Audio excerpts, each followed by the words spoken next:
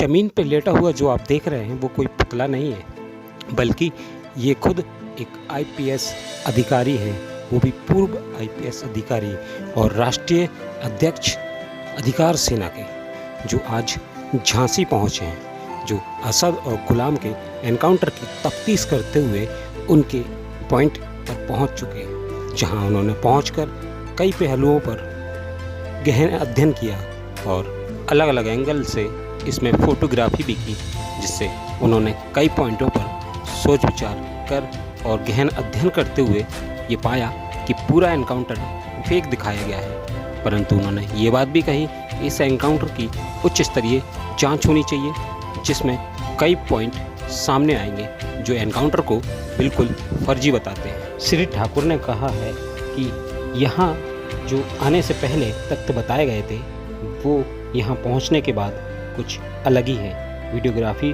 और अन्य परिस्थितियों को जांचने के बाद श्री ठाकुर ने इस पर विचार विमर्श किया है और कहा कि एनकाउंटर में दोनों बदमाशों के मोटरसाइकिल से गिरने की बात कही गई थी, लेकिन मौके पर मौजूद झाड़ियाँ और वहाँ की स्थिति ये सब बिल्कुल नहीं बताती है। कि जो मैंने तथ्य देखे हैं, समझे हैं, वो ये हैं कि पहली बात कि मौके पे आना मुझे वाजिब लगा। कई ऐसी नई बातें मुझे मिली, जैसे कि यह लिंक रोड कहाँ से आती है, ये किस प्रकार की है, यह मौके पे वास्तव में कितनी लंबी है मेन रोड से। दूसरी बात, वहाँ से जो लिंक रोड है और यहाँ नीचे जहाँ समतल, जहाँ पर घटना स्थल कथित बताया जा रहा है, उसके बीच क्या लिंकेज है, किस प्रकार का जुड़ाव है।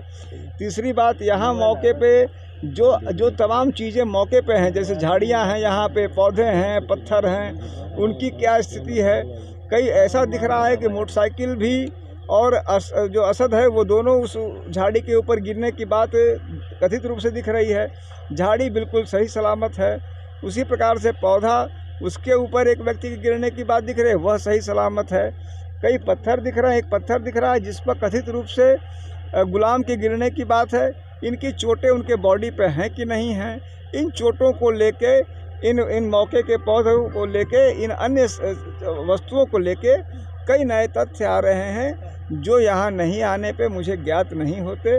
इन सारी बातों को मैं कलेक्ट कर रहा हूँ। अभी मैंने कुछ के वीडियो लिए हैं, कुछ और भी वीडियो लूँगा, फोटोग्राफ्स लूँगा और इनके आधार पे अपने तथ्य संबंधित प्राधिकारियों के सामने, यानी कि सिटी मजिस्ट्रेट के मजिस्ट्रेट इंक्वायरी में, राष्ट्रीय मानवाधिकार आयोग की जांच में, और जो 2 सदस्यीय कमेटी बनी है जिसमें विजय गुप्ता एक डीजी और एक और सज्जन हैं, उनके सामने मैं अपने तथ्य रखूँगा और मैं चाहूँगा कि उन तथ्यों पर सम्यक आकलन किया जाए। सर, आपने देख के क्या लगा आपको? देखिए, बहुत कुछ तो जो एफआईआर दर्ज हुई थी नवेंदु जी द्वारा, और जो एसटीएफ ने जो कुछ फोटोग्राफ्स, 4-6 फोटोग्राफ्स एसटीएफ ने रिलीज किए थे। मेरी जानकारी में पत्रकारों ने मौके पर बॉडी नहीं देखी थी, जो कुछ भी हुआ था वो एसटीएफ ने ही फोटो दिए थे। उनमें ही अंतर से साफ दिख जा रहा था। 12-14 पॉइंट हमने उसमें बनाए थे। कई एडिशनल पॉइंट्स, एडिशनल तथ्य यहाँ दिख रहे हैं। यह सब संदेह का कारण है। अब कोई भी चीज़ बिना जांच के, मैं उस तरह का व्यक्ति नहीं कि मैं घोषित कर दूं कि ये फर्जी है, लेकिन हाँ, यह फर्जी की तरफ इंगित करता है। इसकी गहन विवेचना नितांत आवश्यक है, निष्पक्ष और गहन विवेचना, और हमारे जैसे लोगों को भी जो कि रूल ऑफ लॉ के लिए काम करना चाहते हैं उसमें सहयोग देना आवश्यक है। इसीलिए मैं यहाँ आया हूँ।